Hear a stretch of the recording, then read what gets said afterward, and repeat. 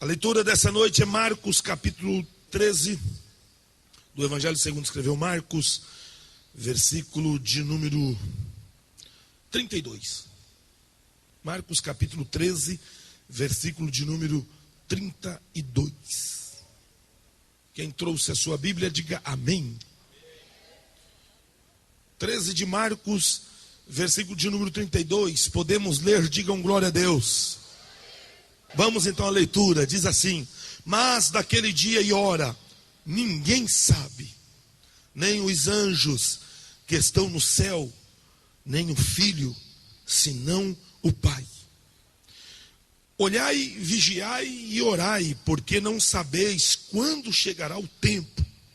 É como se um homem, partindo para fora da terra, deixasse a sua casa e desse autoridade aos seus servos, e a cada um a sua obra, e mandasse ao porteiro que vigiasse.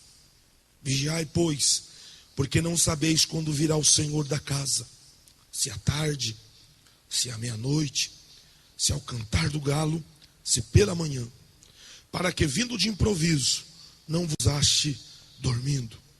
E as coisas que vos digo, digo a todos. O quê? Vigiai.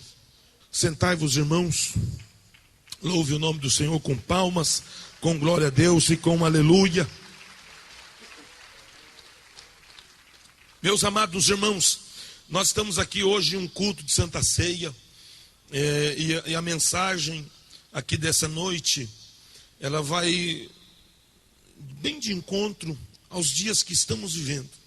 Esses dias atuais, nós estamos vivendo os últimos dias da igreja sobre a face da terra.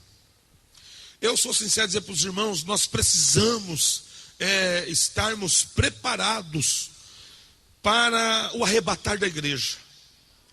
Nós precisamos estar preparados para a volta de Jesus. Jesus, ele vai voltar.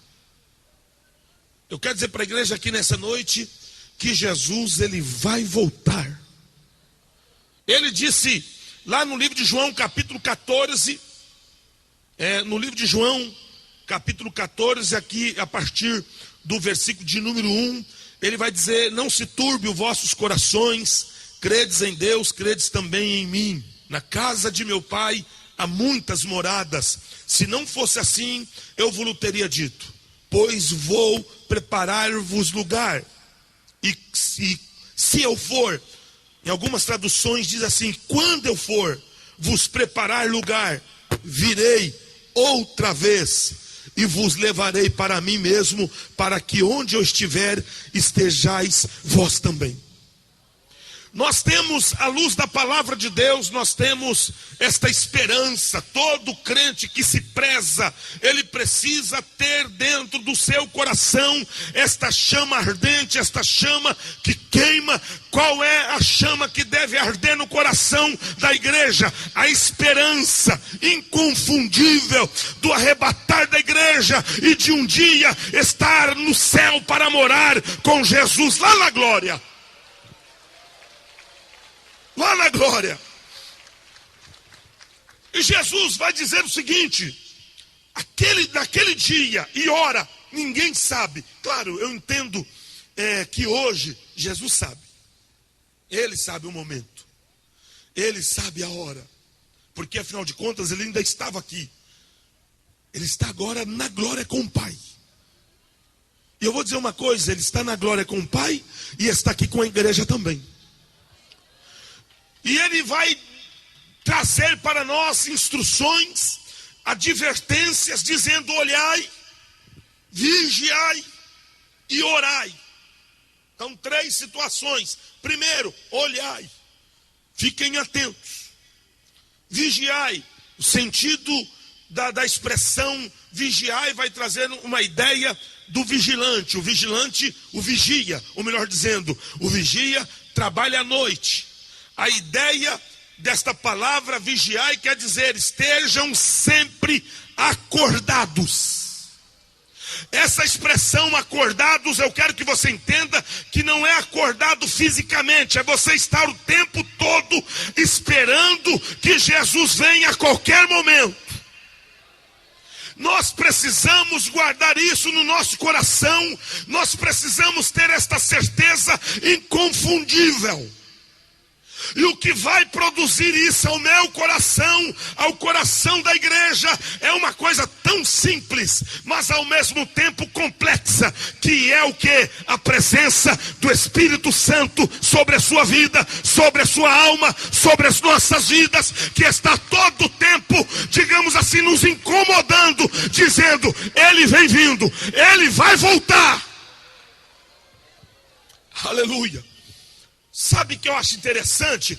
Porque ele diz assim, ó: olhai, vigiai e orai, porque não sabeis quando chegará o tempo. Quando chegará o tempo. Aí ele vai dizer uma parábola aqui. É como se um homem partindo para fora da terra, esse homem, no caso aqui é o próprio Jesus, deixasse a sua casa, desse autoridade aos seus servos, e a cada um a sua obra, e mandasse o porteiro que vigiasse. Então a ideia aqui é partindo para fora da terra, deixando a sua casa, e desse autoridade aos seus servos. A casa de Deus é esse lugar que nós estamos aqui. Aqui é a casa. Aqui é a casa. E Jesus nos deu para cada um de nós aqui, nos deu autoridade. Por isso que ele vai dizer: e dessa autoridade aos seus servos. Nós estamos aqui nessa noite porque eu e você somos servos. Quem é servo do Deus vivo aqui nesta noite? Nós estamos aqui porque nós o servimos. E uma outra coisa, Deus nos chamou, Deus chamou a igreja para o serviço. Não vai muito longe. O diácono, a palavra diácono quer dizer servo, ou seja, serviço, que vai nos trazer a ideia de servo. Então Deus nos chamou para servi-lo. Aí eu vou de novo aqui. É como se um homem partindo para fora da terra, deixasse a sua casa e desse autoridade aos seus servos e a cada um a sua obra, e mandasse ao porteiro que vigiasse. A função do porteiro é estar atento. A função do porteiro é estar, a expressão vigiar vai nos trazer a ideia também de estar olhando ao longe. Engraçado que na Bíblia, quando nós lemos a palavra atalaia, o atalaia tem esta função. O atalaia, ele ficava, melhor dizendo, acima das muralhas das cidades daquela época, do mundo antigo. Ficava em cima das muralhas, atento. Ele sabia quando vinha alguém andando, ele conhecia as pessoas pelo andado. E outra, ainda que ele não soubesse o nome da pessoa, ele sabia pela forma, pela expressão que a pessoa vinha, ele sabia se aquela pessoa traria notícias boas ou notícias ruins. Esta era a função do atalaia. E eu quero dizer para a igreja aqui nessa noite: nós precisamos estar atentos, nós precisamos estar sobremodos observando vigilantemente, porque Jesus nos deu uma garantia de que ele vai voltar. Precisamos estar na função de atalaia, observando o retorno dele, para que estejamos preparados para subir com ele. Aleluia. Vigiai, pois, porque não sabeis quando virá o Senhor da casa, se à tarde, se à meia-noite, se ao cantar do galo, se pela manhã, para que vindo de improviso não vos ache dormindo. Essa é a ideia da vigilância. É estar ao tempo todo acordado, espiritualmente. No sentido, eu falo todas as vezes que eu uso essa expressão, eu não sei porquê, mas a minha memória, ela vai lá em Cantares de Salomão, que eu quero ver se eu acho esta passagem aqui em Cantares de Salomão, aonde lá no capítulo, deixa eu ver aqui, se eu acho a expressão aqui, no capítulo de número 3, onde vai dizer o seguinte: de noite busquei em minha cama aquele a quem ama a minha alma, busquei-o e não achei, Levantar-me-ei, pois, rodearei a cidade pelas ruas, pelas praças, buscarei aquele a quem ama a minha alma, busquei-o e não achei. Acharam-me os guardas que rondavam pela cidade. Eu perguntei-lhes: viste aquele a quem ama a minha alma? Apartando-me eu um pouco deles, logo achei aquele a quem ama a minha alma. Detive-o até que o introduzi em casa de minha mãe, na câmara, ou seja, no quarto daquela que me gerou. Daquela que me gerou, conjuro-vos, ó filhas de Jerusalém, pelas gazelas e cervas do campo, que não acordeis, nem desperteis o meu amor até que queira. Olha, esta expressão que o Salomão, ele vai usar aqui, é uma ideia, claro, que é uma ideia assim, a gente lendo um primeiro momento, nos passa uma ideia de um romance, mas aqui tem um sentido espiritual muito forte, que traz um sentido da igreja com Cristo, da igreja com Cristo. De noite busquei em minha cama aquele a quem ama a minha alma, busquei-o e não achei. A nossa alma, a nossa vida espiritual deseja por Cristo, deseja pela glória de Cristo, almeja a presença do amor de Cristo sobre as nossas vidas. Aleluia. Capítulo 2 de Cantares. Eu sou a rosa de Saron, o lírio dos vales. Qual o lírio entre os espinhos? Tal é minha amiga entre as filhas. Aqui está falando de Jesus e a igreja. Qual a macieira entre as árvores do bosque? Tal é o meu amado entre os filhos. Desejo muito a sua sombra, e debaixo dela me assento, e o seu fruto é doce ao meu paladar. Debaixo de qual sombra? Ou seja, qual a macieira entre as árvores do bosque? Tal é o meu amado entre os filhos. Desejo muito a sua sombra, porque a sombra, aqui a ideia da sombra seria um lugar de descanso, e estar na presença de Jesus é estar em descanso em todos o sentido espiritual. Levou-me à sala do banquete, e ao seu estandarte em mim era o amor. Veja bem, levou-me à sala do banquete. Ela está passando aqui, ou seja, a sunamita está passando aqui para nós. Eu queria que você entendesse: levar à sala do banquete nos representa um lugar de festa, um lugar de refeição, um lugar onde se une, aonde se reúne para comer uma refeição. E é justamente o que nós estamos fazendo aqui nesta noite, reunidos todos em um lugar só, para se alimentar de um banquete espiritual. Aleluia, aleluia. Veja bem, meus amados irmãos, lá no versículo de número 8, no versículo de número 7, conjuro-vos, ó filhas de Jerusalém, pelas gazelas e cervas do campo, que não acordeis, nem desperteis o meu amor até que queira. Aí ela vai dizer o seguinte: isso aqui é a igreja, é algo profético. Esta é a voz do meu amado, ei-lo aí que já vem saltando sobre os montes, pulando sobre os outeiros. O meu amado é semelhante ao gamo ou ao filho do corço. Eis que está detrás da nossa parede, olhando pelas janelas, reluzindo pelas grades. O meu amado fala e me diz: levanta-te, amiga minha, formosa minha, e vem. É Jesus dizendo para a igreja: vem. Olha, no versículo, eu vou só trocar o meu amado por Jesus. Esta é a voz do meu Jesus. Ei-lo aí que já vem saltando sobre os montes, pulando sobre os outeiros. O meu Jesus é semelhante ao gamo ou ao filho do corço.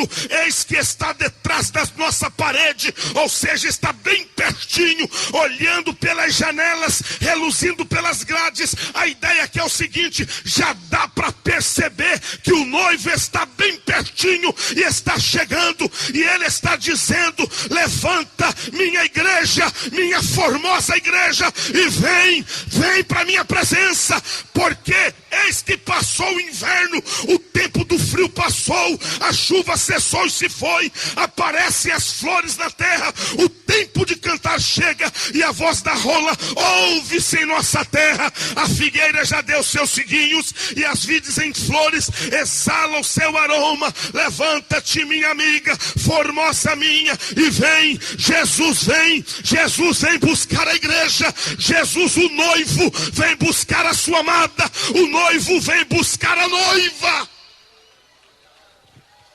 Quem é noiva de Jesus aí? Alabaia.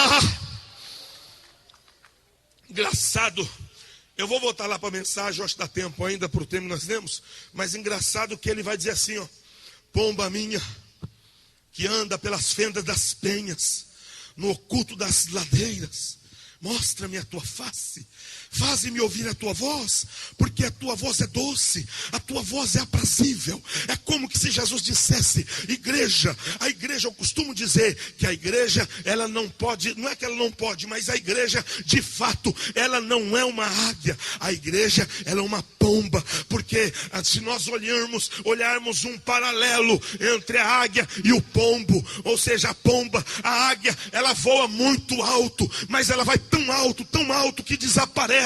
A pomba não, ela não consegue voar muito rápido, ela vai no máximo 40 por hora. A ideia aqui é o seguinte: nós precisamos seguir os passos da pomba. Sabe por quê? Nós precisamos ir devagar, mas ir sempre na presença de Deus. Não adianta você ter asas como águia e sumir e desaparecer. Jesus quer persistência.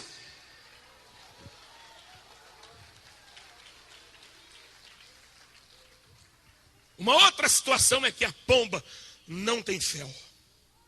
A pomba não tem nada amargo.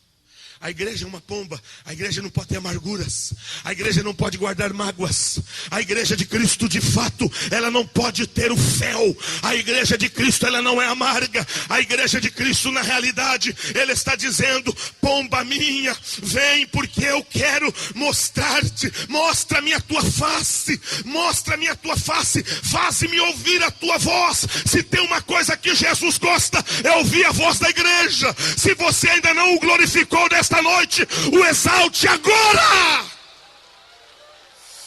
Alabaia, Kamayu Deramaia, Ori-me alabaia. Aleluia, aleluia, aleluia. Veja bem, meus amados irmãos, no versículo de número 15, diz assim: apanhai-me as raposas, as raposinhas que fazem mal às vinhas, porque as nossas vinhas estão em flor, ou seja, as nossas vinhas estão em fase de crescimento, está começando a florir, e nós precisamos deter as raposas, porque as raposas entram dentro da vinha e acabam com as flores, e se não tem flor, não haverá fruto. E eu quero dizer para vocês aqui nesta noite: Jesus está atento à sua vinha. A igreja aqui nessa noite é uma vinha. Esta vinha está florescendo. Esta vinha está florescendo. Eu tenho certeza que Jesus vai pegar a raposinha.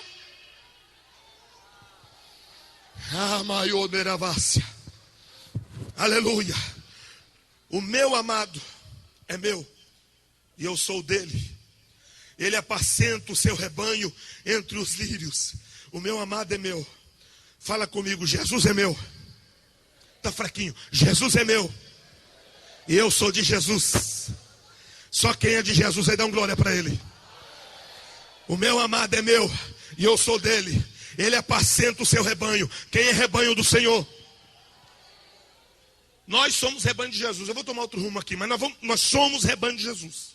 Lá no livro dos Salmos, de número 23, diz assim: o Senhor é meu pastor, nada me faltará. Nós somos ovelha do seu rebanho, nós somos ovelha do seu pastoreio. Eu quero crer que todos aqui nessa noite é ovelha, porque a ovelha de fato, ela tem lutas, ela passa por dificuldades, mas ela nunca abandona o seu aprisco. O Senhor é meu pastor, nada me faltará. Tem um versículo aqui que eu acho interessante, o versículo de número 5: preparas uma mesa perante mim, na presença dos meus inimigos. Preparas uma mesa perante mim, na presença dos meus inimigos. Ou seja, Prepara um momento de honra para a minha vida. Prepara um momento de honra para a minha vida. Para que todos aqueles que querem ver o meu fim possam juntamente comigo, se ainda que ele não queira comer comigo, mas ele possa entender que de fato o Senhor é o meu pastor e está zelando e cuidando de mim. Unges a minha cabeça com óleo e o meu cálice transbordará. Ou seja, o pastor tira do aprisco, onde todas as carências do animal são satisfeitas, e nos conduz a pastos verdejantes, pelas águas de descanso, pelos vales das montanhas, até os pastos do planalto no verão. Só que tem um problema. No verão tem um grave problema. Qual é o problema do verão para a ovelha? É que no verão, os enxames de insetos que surgem com a chegada do calor, esses insetos constituem-se um sério problema para a ovelha. Dentre esses problemas, as moscas, elas costumam entrar pelo nariz da ovelha. Ela costuma entrar pelos narizes das ovelhas. E a ovelha, para tentar se livrar desses insetos, dessas moscas, elas começam a bater a cabeça contra árvores, contra pedras, contra morrões ou arbustos, esfrega a cabeça no chão. E em alguns casos extremos, elas tentam tirar a própria vida para tentar se aliviar. Ou seja, com o aparecimento das moscas, aparece a inquietação. E se há toda essa tensão que gera na ovelha, todo esse nervosismo, toda essa dificuldade, o rebanho fica improdutivo, o rebanho não consegue produzir. Aí é que entra o pastor na história, porque na realidade a aplicação do antídoto contra essas moscas é simplesmente a unção com óleo, porque a unção com óleo foi preparado para repelir toda esta perturbação. Unges a minha cabeça com óleo e o meu cálice transborda. Aleluia. Meus amados irmãos, veja bem, eu quero aqui nessa noite dizer para a igreja o seguinte, que Jesus, ele vem buscar as suas ovelhas. Ele vem buscar as suas ovelhas. Você precisa ser uma ovelha. Porque a ovelha, de fato, ela segue o pastor. A ovelha, na realidade, em alguns casos, o pastor vai à frente, em alguns casos ele vai atrás. A figura poimênica do pastor para conduzir as ovelhas. Se a ovelha não tiver pastor, ela precisa ter um pastor. Se a ovelha, a Bíblia diz lá no livro de Hebreus 12, que os pastores darão contas das ovelhas ao sumo pastor. As ovelhas, o pastor dará conta de todo o cuidado, de todo o zelo que ele teve com as ovelhas. Aí eu pergunto, e se a ovelha não tiver pastor? Ela dará conta de si mesma. O pastor não responderá pela ovelha que não quer ser pastoreada. Veja bem, e Jesus nos traz uma advertência, e eu vou fechando aqui devido ao nosso horário, que é o seguinte, nós precisamos estar vigilantes. Você precisa ser prudente. Se tem um momento em que Satanás, ele vem lutando com todas as suas forças, ele vem de uma forma sutil, justamente esta época, ele quer porque quer te arrancar você da presença de Deus, tirar você da posição que Deus te colocou. Você precisa de graça de Deus para levantar a sua cabeça e dizer, eu estou aqui, eu vou continuar firme. Eu quero que os irmãos aqui nesta noite, é o seguinte, amada igreja, nós não podemos olhar nem para a esquerda nem para a direita. Nós precisamos ter o nosso foco na pessoa bendita de Jesus Cristo. O que eu ouço de pessoas dizendo, mais fulano, mais ciclano, mais beltrano, nós precisamos olhar para Jesus. Aliás, ele vem buscar a sua igreja. Seja vigilante, seja atento, seja de oração, seja prudente, porque ele está chegando aí, ele vem chegando aí. Prepara-te, igreja, para esse dia.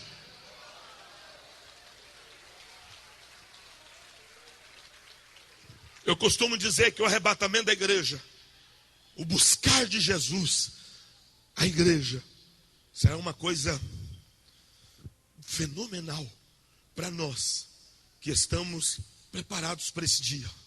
Mas será uma coisa de muita tristeza, de muita agonia para quem ficar aqui. Para quem ficar aqui.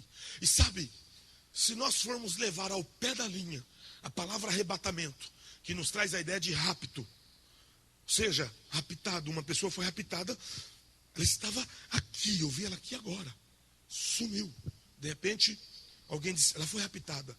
O rapto é isso, é algo depressa, algo ligeiro, é algo que talvez não dará tempo. E às vezes você fica pensando assim, eu vou levando essa vida assim de qualquer jeito, mas quando eu perceber que Jesus está chegando, eu vou me preparar mais, eu vou me voltar mais para oração, eu vou me voltar mais para consagração, eu vou me voltar mais para o jejum. Não é isso. Você precisa viver o agora, como que se ele voltasse agora. Você precisa estar agora, preparado agora. De que maneira, pastor? Na oração, na leitura da palavra de Deus, na santificação, no temor do Senhor, tendo de fato o temor de Deus, fugindo de tudo aquilo que desagrada a presença de Deus, de tudo aquilo que vai afugentar da minha ou da tua vida a presença de Deus. Eu preciso correr disso, eu preciso me abraçar, me apegar aos pés de Jesus. Você poderá estar aqui, ou você poderá estar em um carro dirigindo, ou de passageiro dentro de um avião, sentado em uma poltrona, ou você poderá estar dentro do metrô, ou dentro de um tacamarã, ou dentro de uma condução, não importa, ou andando. Ele vem, e naquilo que ele vem, você sobe com ele. Precisa estar preparado.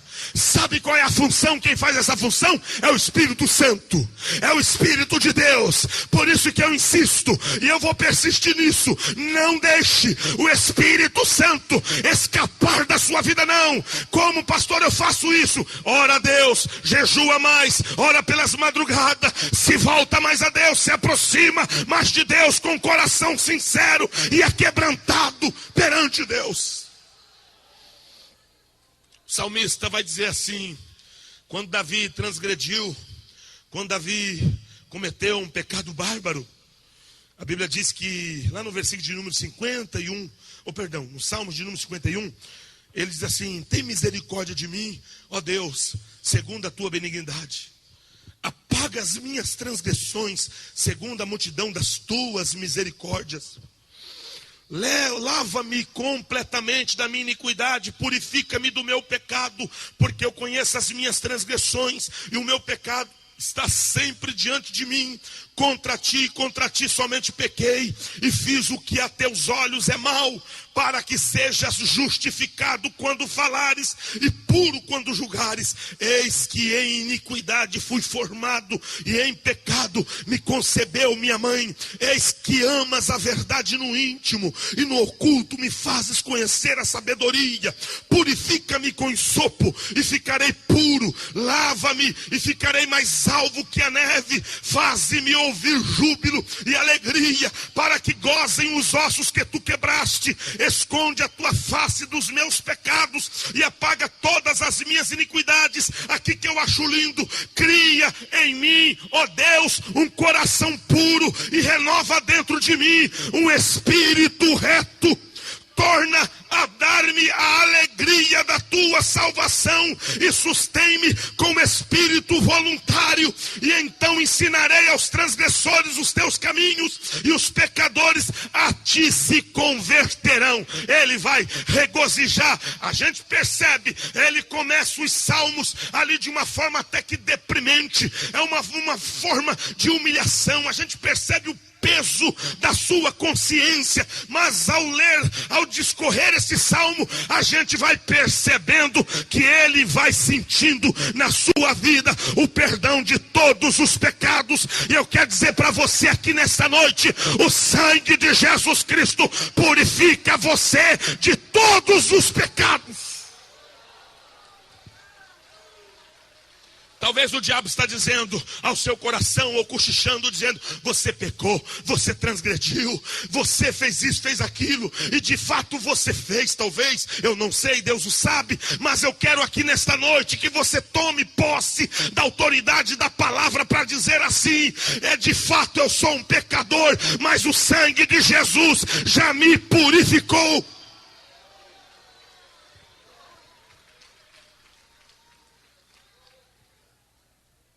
Quando o salmista Davi, ele pecou de fato, a Bíblia diz que o profeta Natã foi na casa dele e falou todo o pecado dele.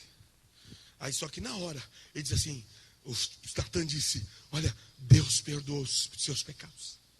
Deus perdoou, porque o perdão de Deus tira de nós a culpa.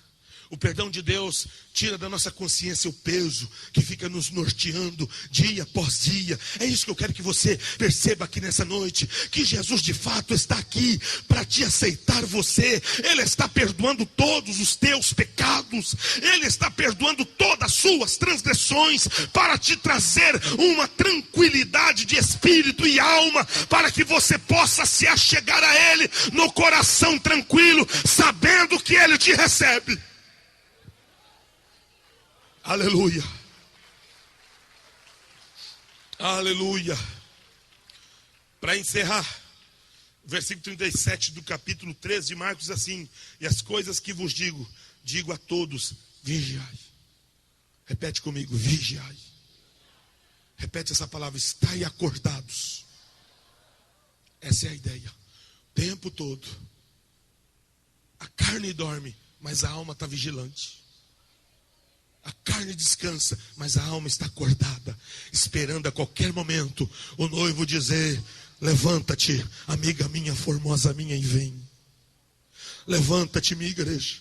Nós somos a igreja de Cristo, você é a igreja de Cristo, nós somos a igreja de Cristo, nós recebemos de Jesus, aleluia, o perdão dos nossos pecados, e nós precisamos estar com o coração totalmente quebrantado na presença dele, aquele coração contristado, e ao mesmo tempo recebendo a alegria da salvação. O maior medo de Davi era perder a alegria da salvação. Nós não podemos perder a alegria da salvação. O crente de fato é alegre o tempo todo, porque ele é salvo. Eu encerro aqui perguntando: quem é salvo? Quem já deu um sorrisão hoje? Tem que sorrir. Jesus não quer que você perca a alegria da salvação. Às vezes os crentes, alguns irmãos, até tá achado meio doido, porque ele está andando, não, ele está rindo sozinho. E as pessoas que não conhecem a Deus não entendem que esta alegria é produzida pelo Espírito. Esta alegria é produzida pelo Espírito Santo. Eu vou dizer para você aqui nessa noite: não perca o Espírito de Deus da sua vida. Não perca, não troque o Espírito Santo por nada dessa vida, por nada desse mundo. Tudo aqui é passageiro, mas as coisas de Deus, as coisas espirituais, elas são eternas. O Espírito Santo precisa estar na minha, na tua vida. Fica de pé.